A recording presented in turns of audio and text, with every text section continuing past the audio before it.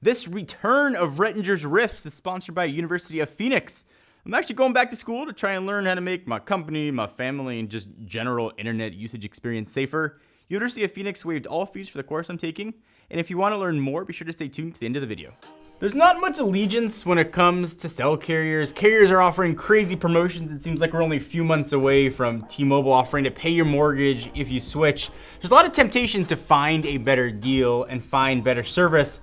And I want to talk about my carrier experience because I've actually switched carriers 3 times over the past 12, 13-ish months, and I've tried all 4 carriers. It was an odyssey to finally find a situation that worked. We used to have a show on Techno Buffalo called Rettinger's Riffs where I just got to talk about some experiences that going on. So I thought this would be a good time to bring it back. And the caveats here, cell service is going to vary depending on where you live. But I would wager you won't have it as bad as I did because I got 0 cell service. So if you get 1 bar, or if you're using an old version of iOS, 1 ball of service, you're already better off than I was. So I'm telling you the story about how I came to where I'm at and my odyssey of horrible customer service and things I learned about each carrier. So it's been a few years since I last did a sort of carrier switch video, and after that I kind of just settled in with AT&T.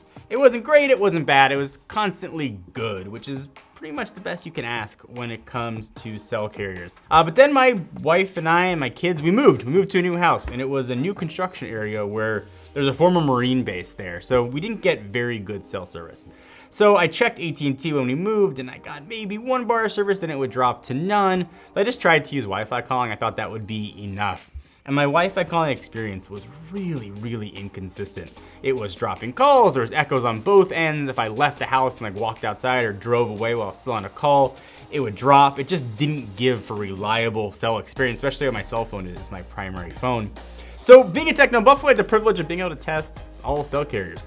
So I brought home a Verizon SIM card, a T-Mobile SIM card, a Sprint SIM card, and the only one that worked that gave me consistent service was Verizon. So that made life pretty easy. I decided to switch to Verizon.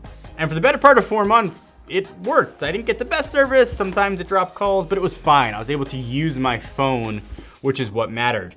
But again, I was in a new construction area and houses got built behind me, and I guess the service was so weak that when those houses went up, my cell service went away with Verizon. I was bummed, and I didn't really want to change carriers again because it's kind of a hassle to go through. So I reached out to Verizon customer service on Twitter, and I was like, hey, here's what's going on. Can you help me? So I asked if they had any sort of cell extender, those little towers you can plug into your router, and it'll sort of blanket your house, your area with some sort of cell service. And they said, yes, they do. And I was like, awesome.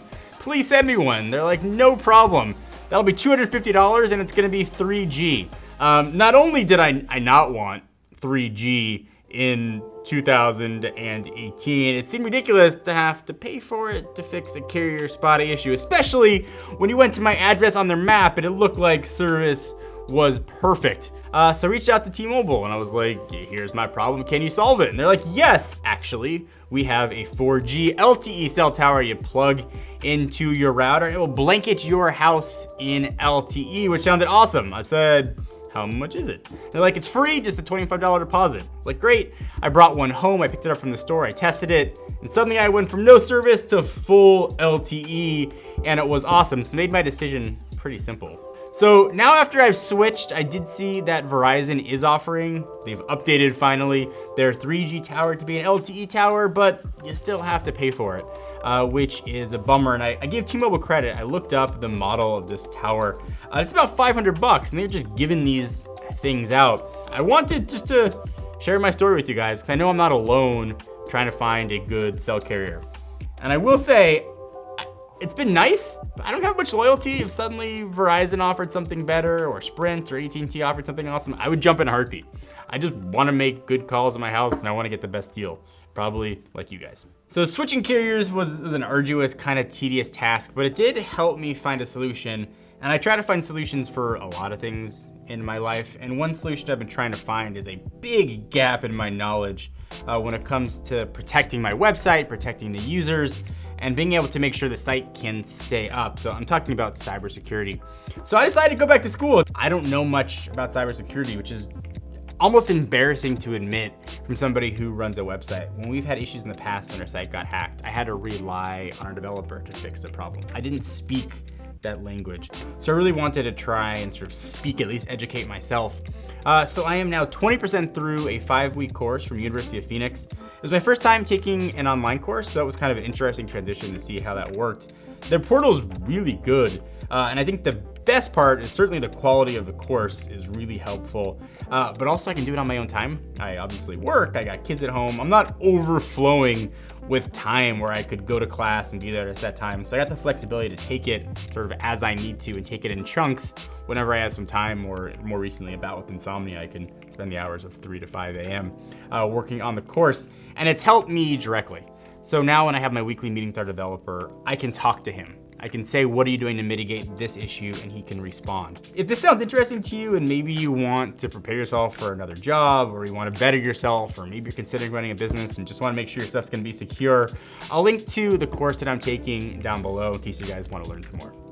So, all right, so between cybersecurity and changing carriers, you got to know me and my struggles a little bit more. I love these riff style videos where I can just sort of tell you a story that's going on or something that happened to me, good or bad.